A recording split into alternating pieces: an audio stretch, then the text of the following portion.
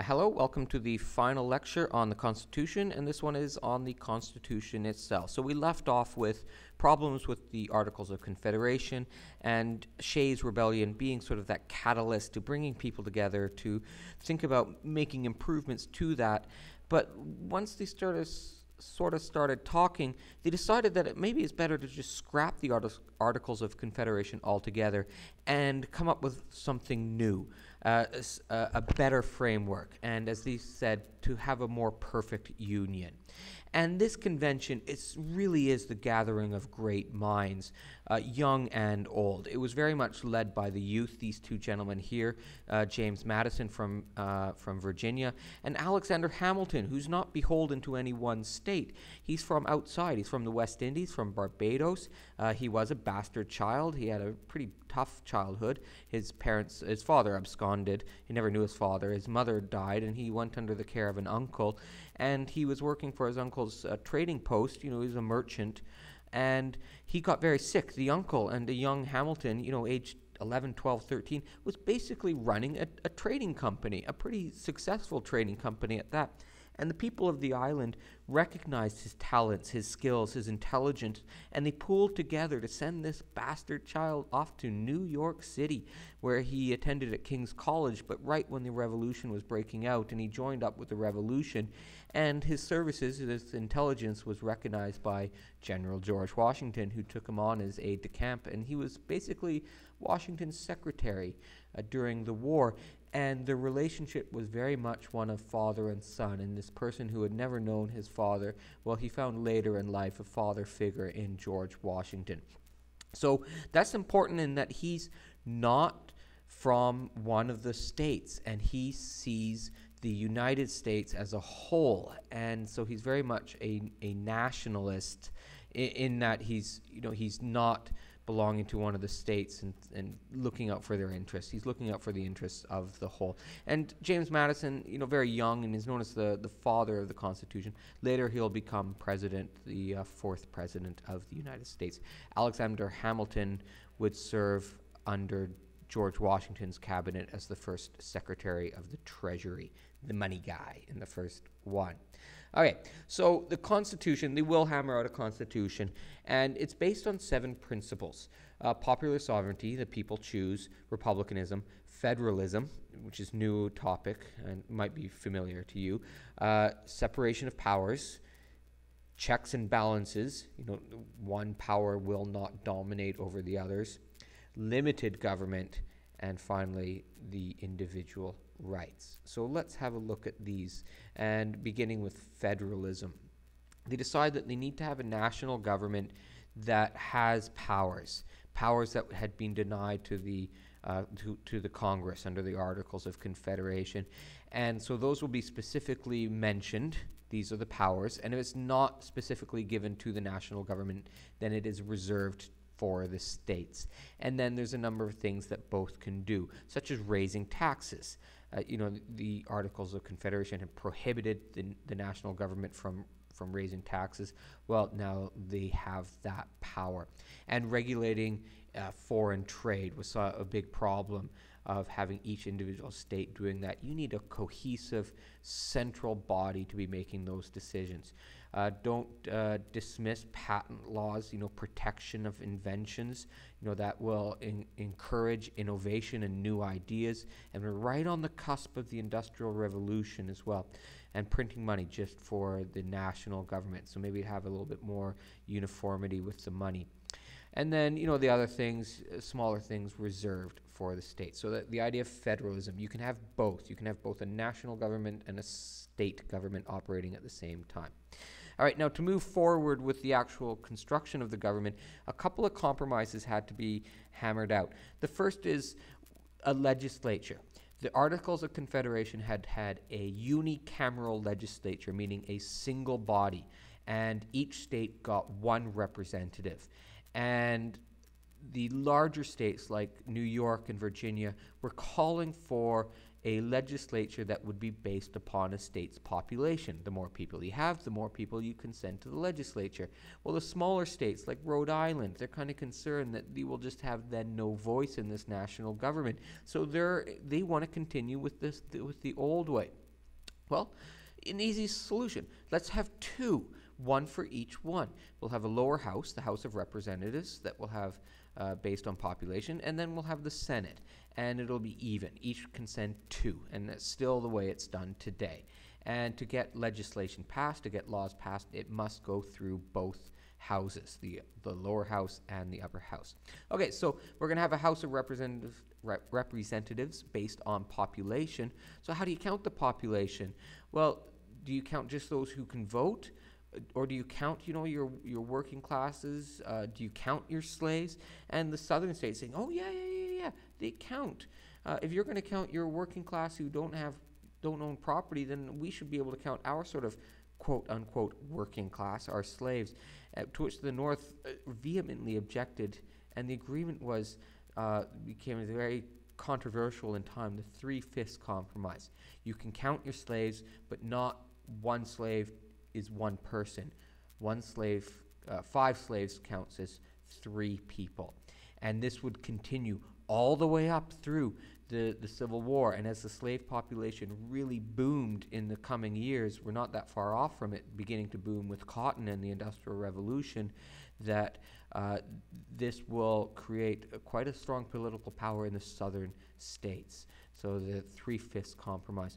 Now, remember this idea of the issue of slavery surfacing and the national government making decisions to compromise or push the issue further down the road. So the other issue is, what about the slave trade? Well, they decide it can continue for now, but in 20 years we will revisit it. And so kicking this issue down the road for a later date for other people to solve the problem. So they come up with their separation of powers. We'll have a legislative, an executive, and a judicial branch of government, and the legislative branch will be the Congress, which will have both the lower house, the House of Representatives, or just the House, and the Senate, which is much more sort of I don't want to say aristocratic, but the little bit more stately, if you please. Whereas the House is a hornet's nest of debate and disagreement there. And the executive, that's the president and his cabinet, which isn't into the Constitution. It's up to each president to decide how he's going to govern and how he's going to have advisors to him. And then the judicial branch, which early on is very unorganized. It will get organized under the first administrations. And we'll have the Supreme Court, and then there's lower courts as well. But the Supreme Court can make all final decisions. All right, so how do you elect them? And it gets sort of interesting here. The House, they're chosen by qualified citizens, citizens of property. Senators not. The people don't vote for the Senate. That's chosen by each state government. The state legislatures choose their own senators. So they'll come out as sort of the political elite of each state. Electing the president, again, you don't vote for your president. The state legislatures choose electors who then go and cast their vote for the president. And the larger your population, the greater number of electors your state has. The system is still kind of this way again, the Electoral College. Students sometimes find it confusing. It's very straightforward if you just have a look at it. It's just that it's weird. It's a weird way of doing it. And we'll have plenty of opportunities to see elections and to see how this all works. Judges, again, not voted by the people. The president nominates judges, and the Senate votes on it. And so if the Senate doesn't like the president's choice, get a new guy. So that's all sort of parts of the checks and balances that they've put in. As they separated the powers, and now they've made it so that each one has some kind of control or check on the power of the other one. And we'll see how this plays out in time. There's a number of areas where this comes into play. It's politics in the United States. And there you have. Okay, we've come up with our agreement. And are the American people now going to buy it? And so it's not set in stone. Here's our idea. This is what we want to do. Here's the system of government that we're proposing. It's a short constitution. It's quite short. spelling out the powers that the legislature has and the president has, and the checked powers. And it's got a way that it can grow and be flexible in time, that you can add to it in different ways. And so they see the national government as providing this a stable economic environment, protecting property, including slaves, and a stable economy, economic system, and a very sort of safe, conservative kind of government.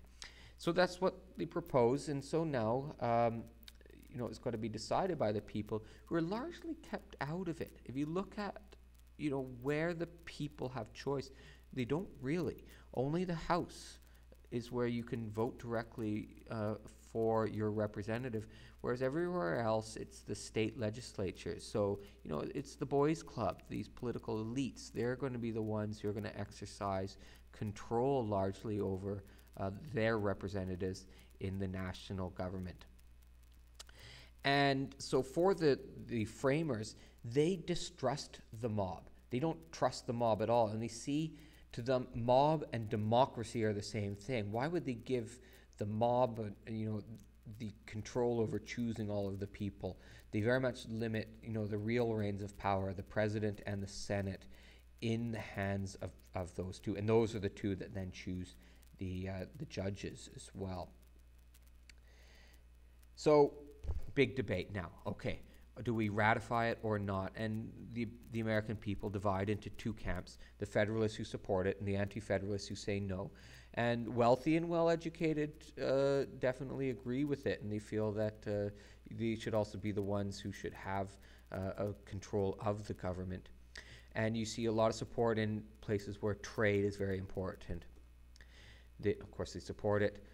They want a strong central government, protecting of their property rights. Loose constructionist, meaning it's a flexible document. It can be interpreted in different ways. They want to get back on a good relationship with England. Trade, they very much want that. And government's role is to help commerce and business. Now, the anti-feds, middle class, farmers, they're wary of a strong central power. People out on the frontier are very much against it. Southerners are largely opposed, Westerners. And when I say Southerners, I mean, Southerners who don't own a lot of land. And Westerners are out on the frontier. They don't like that distance power. They want that old Articles of Confederation. They say it's a little bit safer and more likely to protect their rights as Americans. Pro-states' rights, pro-local control, and the rights. They talk a lot about rights, and they see this strong central power. Is this tyrant over us all over again?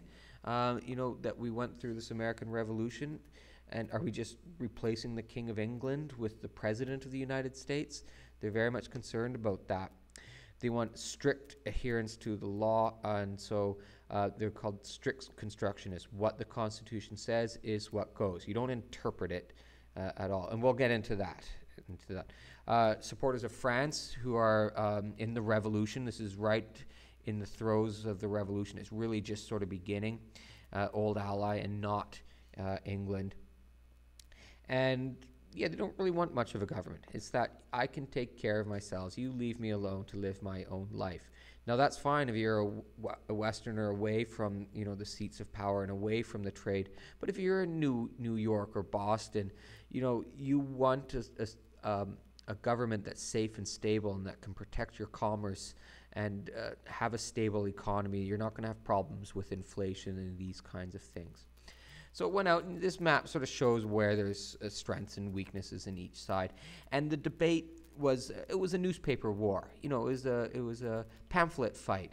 And Madison and Hamilton, they were leading the charge, writing papers or essays that were published in the papers that were alleviating some of the issues. Can we have a republic over such a large territory? Can the checks and balances system work? These big questions. And they wrote out very good, persuasive essays convincing people. And then there were counter arguments as well that were also being published in these newspaper wars. They're publishing these anonymously also, by the way, but we know who wrote them now. And it passed, and you can look at who who chose to and who did not. They needed 9 out of 13, so that was actually written into the Constitution after they laid out all the powers of the legislature and the president and the judges, and then it sort of got into how it is that it will be decided on that will go ahead with it, the ratification. And they got their 9 out of 13, and it now become the law of the land, and we'll have our first election for a president. And it was unanimous to choosing George Washington. He picked up all those greens there. The blacks there, those were the areas, that's Carolina, North Carolina, and New York.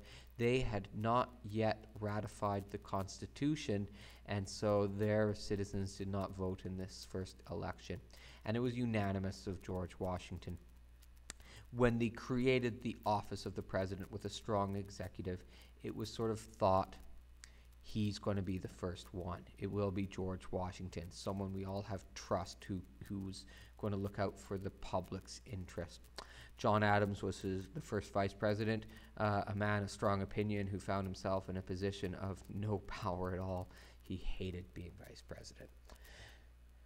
So where we see the Enlightenment ideas, Locke, Montesquieu, Rousseau, and so on, it's in there within the Constitution. It is definitely an Enlightenment document, the U.S. Constitution.